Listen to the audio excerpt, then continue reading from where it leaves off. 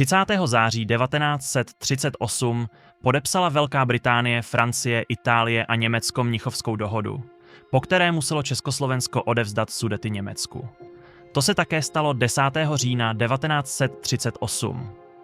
Dosavadní prezident Československa Edvard Beneš abdikoval a odjel do exilu v Londýně. Osud okleštěného státu tak zůstal nejasný. Krátce poté si vzalo Maďarsko část Slovenska a podkarpatské Rusy a Polsko obsadilo Těšínsko. Najednou byl stát, který byl dříve silný, bez velké části svého území, své průmyslové zóny a dokonce i bez prezidenta. 30. listopadu 1938 se třetím prezidentem Československa stal Emil Hácha. Budu dbáti blaha republiky i lidu a šetřiti ústavních a jiných zákonů.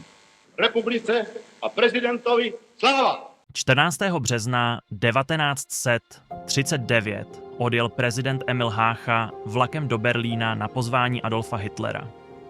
Doufal, že se bude řešit situace nově vzniklého slovenského štátu, který ten den ráno vyhlásil Josef Tiso, a také situace podkarpatské Rusy, kterou mezitím obsadilo Maďarsko. V 1 hodinu ráno 15. března přijal Hitler Emila Háchu v říšském kancléřství. Hitler mu oznámil, že Čechy budou do 6 hodin ráno obsazeny německou armádou a Hácha má podepsat dokument, že vstup armády není agresí, ale dohodou. Háchovi tak nezbylo nic jiného, než předat osud českého národa do rukou Německa. Poté jako bývalý prezident odjel zpět do Prahy. Cestou však Němci vlak zastavili, aby Hitler mohl Háchu osobně přivítat na Pražském hradě. Československo tímto přestalo existovat. Nový název zbytku území zněl Protektorát Čechy a Morava. 16. března 1939 se Emil Hácha stal státním prezidentem protektorátu. V protektorátu vznikla odbojová organizace Obrana národa. Mezi její hlavní osobnosti patřili Alois Eliáš, Karel Kutlvašr, František Slunečko. Formálně byla nejvyšší funkcí v protektorátu funkce prezidenta, ale reálně měl největší moc říšský protektor dosazený Německem. Po Konstantinu von Neuratovi byl 27. září 1941 dosazen nový protektor Reinhard Heydrich, který zahájil brutální vládu. Zavedl teror, tvrdé popravy a začal prosazovat konečné řešení české otázky.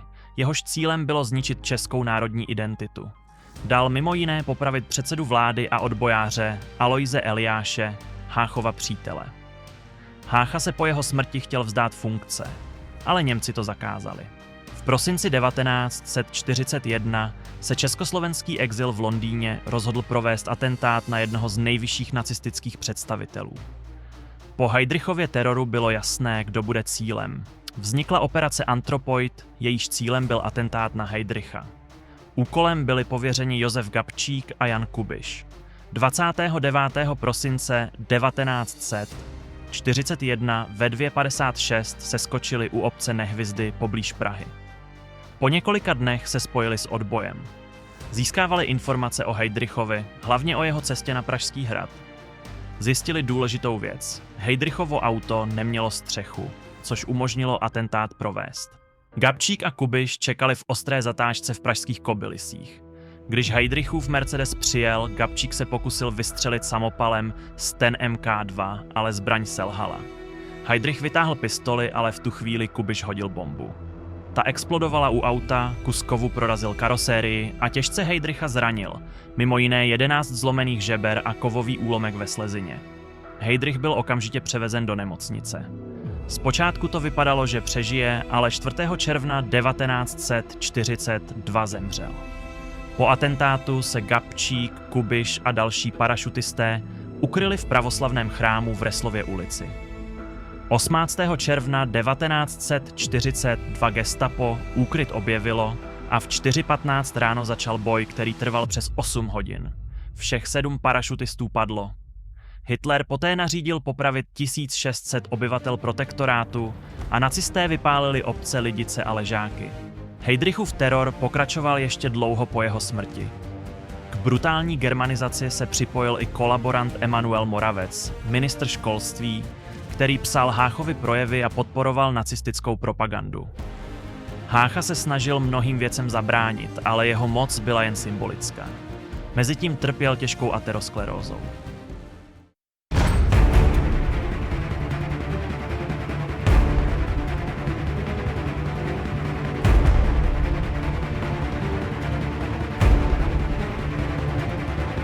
V Praze se situace vyhrotila. V 8 hodin ráno začal Český rozhlas hrát zakázané české skladby. Z rozhlasu zazněla výzva. Voláme všechny Čechy, pomozte nám. Gestapo okamžitě vyrazilo k budově rozhlasu. Kolem rozhlasu se začaly shromažďovat davy Pražanů. Začali stavět barikády z všeho, co našli. Tramvají, dlažebních kostek, nábytku, autobusů i trolejí. Na mnoha místech Prahy se rozpoutaly pouliční boje.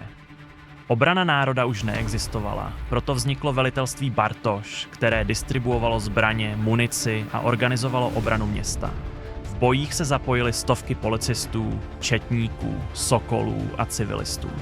Vzniklo přes 1600 barikád, což byl obrovský počet. Němci se snažili dostat Prahu pod kontrolu. Probíhaly boje u Hlávkova mostu, Prašné brány, Václavského náměstí i Smíchova. Vznikaly improvizované nemocnice, sanitky jezdily pod palbou. Pražané se bránili zoufale, ale s odhodláním. Velitel povstání generál Karel Kutlvašer začal vyjednávat s německým velitelem Rudolfem Tussantem. V noci z 8. na 9. května se dohodli na kapitulaci. Německé jednotky dostaly povolení volného odchodu z Prahy, aby nedošlo k dalším masakrům civilistů. Rudá armáda přijela do Prahy ráno 9. května. Město už bylo osvobozené povstalci, ale vojáci byli vítáni jako osvoboditelé. Bilance povstání byla tragická. 3000 mrtvých povstalců, 8000 zraněných, 2000 mrtvých Němců. Hácha poslední 2 roky trpěl těžkou aterosklerózou a žil uzavřený v Lánském zámku. 13. května 1945, krátce po konci války, byl na příkaz ministra vnitra Václava Noska zatčen a dopraven do Pankrátské vězeňské nemocnice. Mezitím se do Československa vrátil Edvard Beneš. Rodina Háchy jej žádala o propuštění, ale Beneš odmítl, protože věřil, že Hácha kolaboroval. Hácha ve vězení trpěl. Podle některých dokumentů s ním dozorci zacházeli velmi špatně.